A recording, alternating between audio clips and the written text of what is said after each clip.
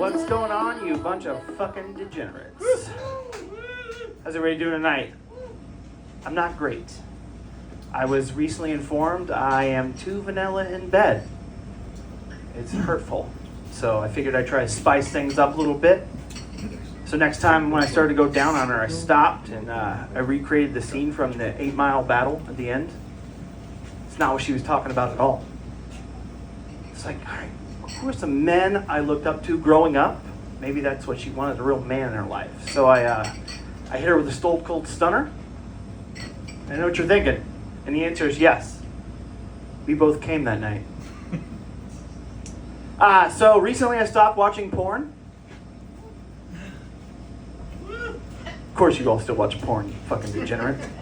I now masturbate exclusively to sovereign citizen arrest videos.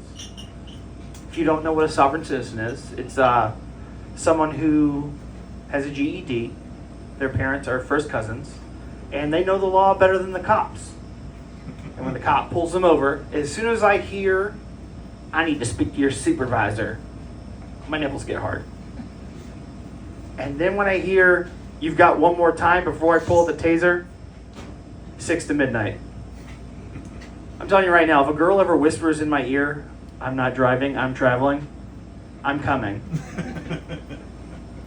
So I got my 23andMe results in today. Pretty excited. I can officially sing all the words to my favorite rap songs. No, nobody. It's fine. Just imagine next time you go to karaoke, they cue up Rough Riders Anthem and you see me walk up with a bunch of paperwork. Like, don't worry, I can say it. I can say it. It's 1%. I'm not going to say it. I might whisper it in my car with the doors locked, but that's different. It's just 1%. It's fine. So I'm sure you're all wondering why I gathered you here this evening. I have to get something off my chest. COVID was my fault. Well, technically it was Keanu Reeves' fault, but also my fault. So Tyler Wick is my government name. It's on my driver's license. I travel all over the country for work, and so I basically live at TSA. And so whenever I hand my license to the jackass that just started yesterday, they look at it, they see Wick, and I see this look wash over their face. Gentlemen, it's the same look that you got the first time you saw a set of titties. It's just, I know it's coming every time. Looks up at me, he's like, in your relation to John? Everybody thinks they're a comedian at TSA.